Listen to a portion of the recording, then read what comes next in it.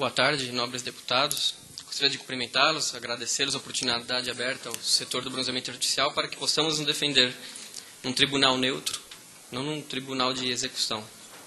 Gostaria de agradecer ao deputado Vieira da Cunha por ter requerido essa audiência junto a essa nobre casa. Gostaria de cumprimentar também aos milhares de profissionais do bronzeamento artificial, cerca de 50 mil que estão nos assistindo na internet, graças ao intenso trabalho de divulgação feita pelo SINCA, pelo Sindestética e pela Associação Brasileira de Bronzeamento. Espero que consigamos, junto a essa nobre casa, a desproibição do bronzeamento artificial. Eu tinha uma ordem aqui para a exposição, mas após a exposição do diretor da Anvisa eu tive que mudá-la, porque ele veio aqui e acabou com o princípio da imparcialidade do funcionário público. O princípio também da supremacia do interesse público também foi violado. Aproveitar que está claro na memória dos senhores, ele acabou de apresentar uma sentença ali na tela. Essa sentença eu desconheço. Depois gostaria de perguntar para os senhores em que dia ele foi publicado no Diário Oficial. Caso não seja publicado, isso vocês vão acreditar em mim que ele está omitindo e levando todos a erro, como tem feito em toda essa proibição. As únicas decisões que tem no Tribunal Regional Federal de São Paulo são as duas sentenças proferidas pelo presidente, Dr. Roberto Haddad. E nessas duas sentenças foram favoráveis ao Sindestética. Eu vou ler um determinado trecho dessas sentenças que foram publicadas no Diário Oficial. Eu quero deixar a pergunta para ele explicar que dia que foi publicada a sentença que ele colocou ali. Se não colocar, ele faltou com a verdade aqui. Então vou ler a sentença do Dr. Roberto Haddad, presidente do Tribunal Regional Federal de Terceira Região. Na hipótese dos autos, não há elementos concretos que demonstrem inequivocamente efetivo risco à saúde a justificar a medida adotada pela Anvisa. Considerando que a Resolução 5609, a princípio, foi embasada exclusivamente em um trabalho realizado por uma agência internacional para pesquisa sobre câncer, o IARC. Portanto, não vislumbro solidez suficiente nos estudos científicos relacionados aos presentes autos, a justificar o impedimento do exercício de atividade econômica de toda uma categoria. Desta forma, meras evidências de que a exposição nas câmaras de bronzeamento artificial aumenta os riscos de ocorrência de câncer de pele, revela-se insuficiente para justificar a concessão da suspensão da tutela. Ademais, cabe consignar que a Anvisa deve sim fiscalizar os produtos e serviços que coloquem em risco a saúde pública. No entanto, no caso ora questionado, ou seja, utilização pela população das câmaras de bronzeamento, penso que os bens jurídicos elencados pela norma, ordem, segurança, saúde e economia públicas, encontram-se protegidos diante da obrigatoriedade da advertência dos malefícios à saúde em caso de mau uso de tais equipamentos, estabelecida pela anterior resolução. Essa é a opinião do Tribunal Regional Federal da Terceira Região, proferida pelo presidente, o Dr. Roberto Haddad. Vou ler agora aqui uma sentença que os mais sensíveis de coração vão se emocionar. Então, me dá um minuto só. Essa sentença foi proferida pela meritíssima juíza federal Cláudia Rinaldi Fernandes, na ação ordinária 2009.61.00.026.780.0, em trâmite na 14ª Vara Civil de São Paulo, que bem notou que a questão de fundo aqui ressaltada não é simplesmente colisão entre a garantia, a proteção à saúde e o livre exercício da atividade econômica. Eu vou ler um determinado trecho dessa sentença. Entendo que a questão de fundo aqui ressaltada não é simplesmente a colisão entre a garantia, a proteção à saúde e o livre exercício da atividade econômica, mas sim a colisão entre a proteção à saúde e as liberdades individuais como um todo, assim quanto a liberdade de profissão, legalidade, liberdade de expressão, etc. Neste caso, ganham total relevância para predominarem. Isto porque não se pode exigir o sacrifício de todos esses direitos fundamentais em face unicamente do direito à saúde. Quanto mais se considerando que, para atingir sua proteção, há outro meio que pode ser eleito, sem violar quaisquer daqueles direitos com os quais se chocaria. A saúde pública poderá igualmente ser protegida, com informações à população, ainda que seja a medida mais trabalhosa ao Estado. é justificado para não atingir a esfera da liberdade dos indivíduos, injustificadamente. Sabe-se que esses direitos fundamentais de primeira geração, denominados de direitos de liberdade ou ainda de liberdades negativas, são previsões de proteção do indivíduo contra o Estado, de modo a traçar limites à atuação do Estado, reservando uma esfera do qual não cabe a ele intervir, ficando a critério unicamente do indivíduo decidir como agir. É uma área de domínio individual. Nesta esfera, espera-se que o Estado nada faça, mantendo-se sem intervenção, abstendo-se. Daí porque chamam de liberdades negativas. Requer-se que o Estado não atue, senão para garantidas, assegurando-lhes ao indivíduo. Tais dos direitos surgiram como necessidade de limitar os abusos de poder, que até então os Estados exerciam e que estão ocorrendo agora. Em nossa Constituição Federal, esses direitos são encontrados basicamente no artigo 5º, onde se pode encontrar a proteção à igualdade, liberdade, segurança, propriedade, legalidade, liberdade de imprensa, presunção de inocência, devido processo legal, ampla defesa, liberdade de profissão, direito de petição, dentre outros inúmeros. Não surgiram esses direitos de uma hora para outra. Foi necessário toda uma evolução histórica e social, tornando-se valiosos não só pelo seu conteúdo em si, como pela conquista que representam, devendo por ambos os motivos serem protegidos, evitando o retrocesso diante deles. Posto que, diminuindo a esfera de proteção das liberdades do indivíduo, aumenta-se a ingerência do Estado, legalizando-se a cada passo sua intromissão cada vez mais ampla, até o momento em que não controlará mais o Estado, e o indivíduo perderá toda a possibilidade de reger sua vida. Agora eu anotei aqui o que o diretor foi falando e as contradições que existem.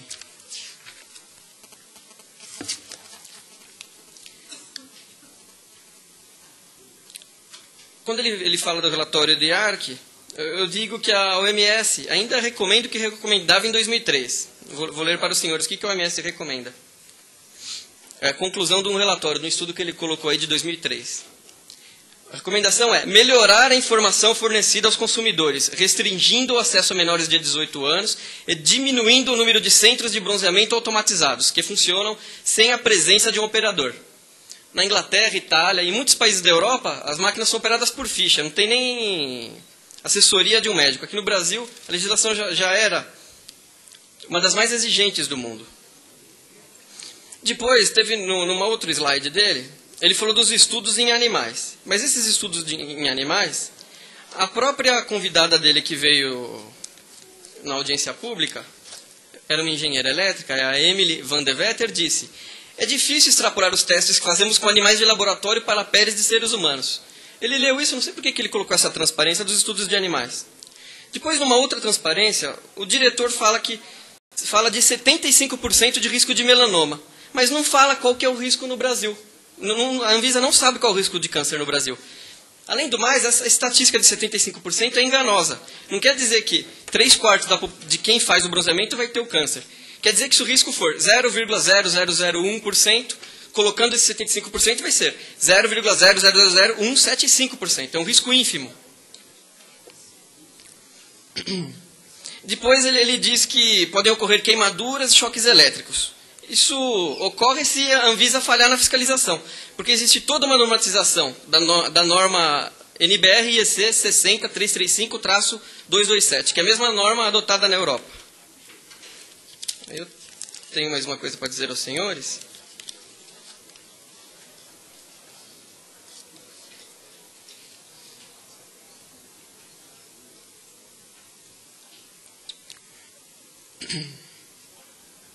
Ele diz que os advogados ficam brincando com que a Anvisa vai proibir o sol. Na verdade, a primeira pessoa que brincou com esse negócio de proibir o sol foi a Jeanette Urtansen. Eu não sei se o nome é esse aqui. Ela é técnica da Anvisa Rio Grande do Sul. Na própria audiência pública, ela falou que, por ela, se pudesse, ela proibiria o sol. Então, não foram os advogados que começaram essa brincadeira. Uma outra transparência, ele diz que câncer não melanoma... Fica falando de câncer não melanoma, não cita um número muito alto.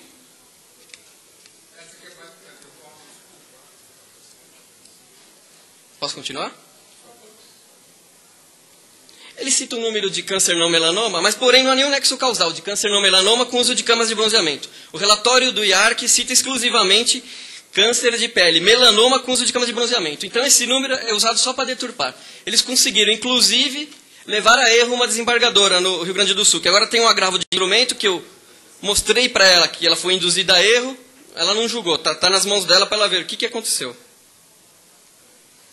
Numa outra parte, ele tenta mostrar uma relação câncer-melanoma região sul, que pode estar relacionado com o fato dessas regiões estar relacionada dessas regiões terem mais camas de bronzeamento. Mas também, eu acho que é mais forte essa razão. Lá tem menos sol. E existem estudos que falam que quanto mais sol, menor o risco de câncer melanoma. Ele fala de benefício zero. Benefício zero é uma inverdade. A vitamina D é uma realidade, não só das camas de bronzeamento, quanto do sol. Se isso não fosse verdade, os nossos prisioneiros que estão em regime de segurança máxima não teriam direito a um banho diário de sol. Isso para não me estender muito nos todos os benefícios. Depois ele mostrou vários problemas frequentemente verificados. Para isso, basta a regulamentação. Eu gostaria também aqui de marcar que ele falou que alguém morreu usando a cama de bronzeamento. Que ele cite o nome de quem morreu, quando e onde. Senão também foi mais uma inverdade aqui na audiência. Depois ele fala do site da Sociedade Brasileira da Associação Brasileira de Bronzeamento. Diversas afirmativas que ele fala que são falsas. Mas uma delas é verdadeira. O sol está na mesma categoria das camas de bronzeamento. Ambas estão no mesmo grupo de risco do IARC. Falar um pouquinho desse grupo de risco de IARC. Esse grupo de risco 1 mistura no mesmo balaio de gato diversos produtos perigosos e produtos nem tão perigosos. Então, para o IARC, eu pegar um pote com gás mostarda e cheirar a mesma coisa que tomar um copo de vinho. Ou num outro exemplo. Eu pego uma barrinha de plutônio, coloco no bolso da minha calça, é a mesma coisa que tomar um anticoncepcional. Todos estão no mesmo grupo de câncer. O que mais ele disse aqui? Ele mostrou uma foto de uma oficina que ele achou muito bagunçada. Mas ele não conhece de estatística. Ele não pode relevar para todo o Brasil a bagunça de uma oficina. Precisa ver no geral, ver como é que está no geral. Fala da Sociedade Brasileira de Dermatologia com alguns estudos. Agora eu vou ter que falar alguns conflitos de interesses dessa Sociedade Brasileira de Dermatologia. É o DOC 13. No final de dezembro do ano passado... Só um minuto, eu vou tomar uma água.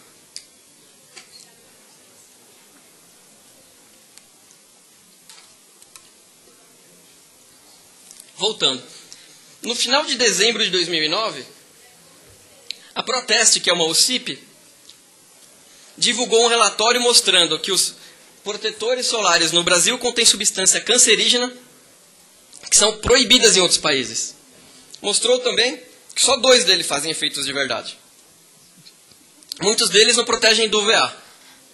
Então, os protetores solares, cujo preço é caríssimo, o preço varia de R$ 190 a R$ 590 reais o litro, dependendo da marca.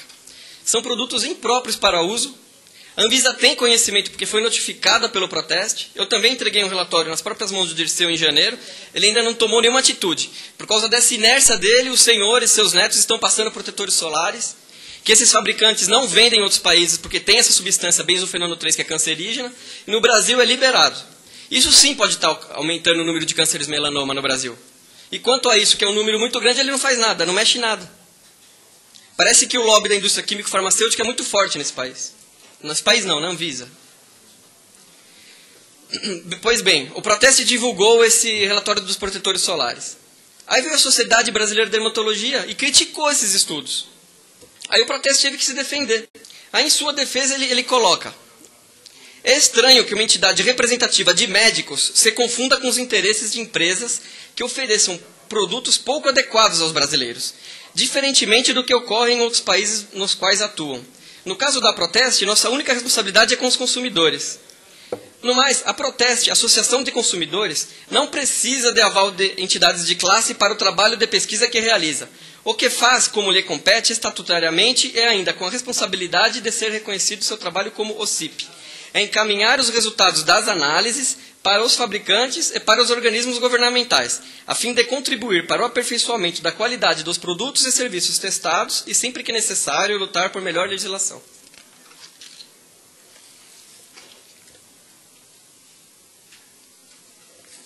Depois ele fala dos casos de diversos países, mas não fala da Holanda. Mas eu vou mostrar porque ele não fala nada da Holanda. Na Holanda, quando saiu esse relatório de ARC, tem um conselho de cientistas governamentais, o ministro da Saúde encomendou um estudo para eles, para ver que atitudes tomarem com relação ao estudo de ARC. A conclusão que eles chegaram. Eu tenho aqui o relatório, tudo que vocês quiserem está aqui. Ó. São 150 folhas, amplamente documentado, não estou falando nenhuma mentira aqui. A conclusão do Conselho de Saúde holandês. Contrário à classificação do IARC, o Conselho de Saúde possui reservas quanto à evidência científica de que a prática de bronzeamento artificial contribui significativamente para a incidência de melanomas, independentemente do tipo de equipamento e de como ele é utilizado. Uma redução razoável do risco pode ser alcançada utilizando câmaras de bronzeamento artificial, de acordo com as diretrizes que o Conselho de Saúde estabeleceu em 86, e que também foram aceitas pelo setor na época. Dadas as considerações práticas, a opinião do Conselho de Saúde era e continua a ser banho de sol com sensatez e com moderação. Até agora não há justificativas para se fazer uma distinção entre banhos de sol e prática de bronzeamento artificial. Agora eu vou voltar porque eu vim, eu vou fazer minha apresentação. Agora que eu rebati cada ponto, gostaria que os senhores deputados fizessem essas duas perguntas. A sentença que foi colocada, que dia que foi publicada no Diário Oficial? Se não foi publicada, ele faltou com a verdade perante essa comissão. E a pessoa que ele disse que morreu também. Bom, eu desconheci isso aí, isso é um fato inédito. No mundo vai ser esse fato. Pois bem. Nobres deputados, acontecimentos estranhos têm ocorrido no Brasil com relação à saúde pública. O caso do bronzeamento artificial é somente a ponta do iceberg. Vou mostrar alguns acontecimentos visando demonstrar que atitudes da Anvisa, apesar da sua aparente boa intenção, estão beneficiando interesses de certos grupos privados em detrimento do interesse público. Primeiro indício. Há uma epidemia de falta de vitamina D no Brasil e a Anvisa não faz absolutamente nada para lutar contra ela. E sua atitude de colocar o sol como inimigo do homem ajudou a aumentar essa epidemia. Quem está dizendo que há uma epidemia de vitamina D no Brasil não sou eu. Eu estou apenas trazendo o alerta da presidente da Sociedade Brasileira de Endocrinologia e Metabologia de São Paulo, doutora Marise Larazete Castro, no 8º COPEN, Congresso Paulista de Endocrinologia e Metabolismo. Ela disse: precisamos criar o hábito de expormos ao sol pelo menos de 10 a 15 minutos, os braços e as pernas, sem protetor solar, pois estes inibem a produção da vitamina D, explica a especialista. Segundo indício, em dezembro de 2009, da OCIP, que eu já disse, do protetor solar. Terceiro indício, a substância benzeno é uma substância cancerígena, que no Brasil é amplamente utilizada na indústria de refrigerantes, que entre outros é permitido pela Anvisa. De novo, essa omissão da Anvisa ofende ao princípio da supremacia do interesse público. Quarto indício, mais um caso de omissão da Anvisa, dessa vez com relação à vacina da gripe comum. Há 3 anos, o Ministério da Saúde e o Governo do Estado de São Paulo investiram 70 milhões de reais numa fábrica de vacinas para a gripe comum no Instituto Butantan. Na última sexta-feira, saiu a notícia no jornal Folha de São Paulo. Butantan não produz vacina 3 anos após a inauguração de fábrica. Foram averiguar o porquê. No conteúdo da notícia, lê-se: a fábrica ainda não entrou em funcionamento devido à demora para a obtenção das certificações da Agência Nacional de Vigilância Sanitária e da Sanofi Pasteur, multinacional que detém a tecnologia.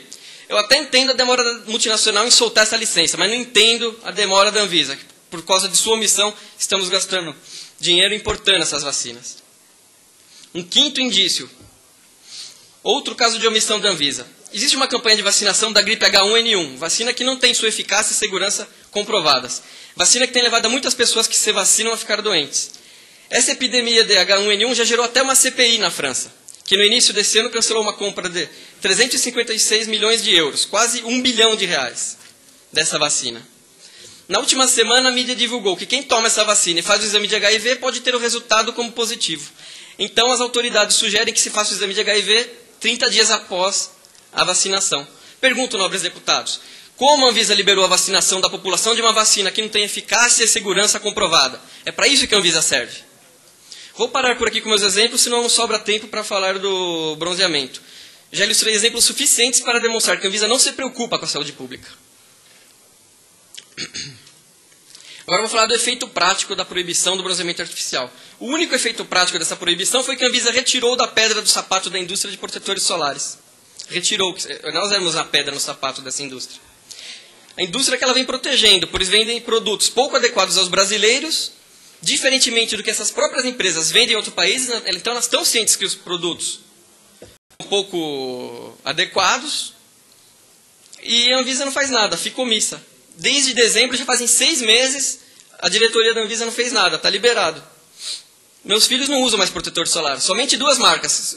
É só ler aqui que fala as 2 marcas que pode usar. De resto, não pode usar nada que é cancerígeno. Por que a indústria de protetor solar precisa colocar a radiação UV do sol e das câmaras de bronzeamento como vilão para vender os protetores solares? Porque elas precisam criar uma doença para vender o remédio, senão não vão vender os protetores solares. As câmaras de bronzeamento criaram um paradoxo. A população pensa, como é que pode o sol fazer tão mal e eu não vejo as pessoas que se bronzeiam sob o sol ou com o uso de camas se sentirem tão bem e serem tão saudáveis? A única finalidade dessa indústria é obter lucros. Se os senhores repararem, todos os anos, com a chegada do verão, a mídia vem e detona o sol. É cíclico.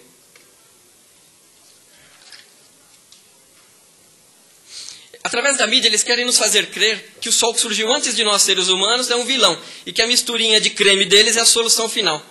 Se o sol fosse o nosso vilão, que escutamos na mídia, com certeza a humanidade já teria sucumbido. É um atentado à nossa inteligência. Criar um preconceito em torno do sol e das câmaras de bronzeamento. Pois bem, agora eu vou falar um pouco do direito. Todos os princípios que atentam.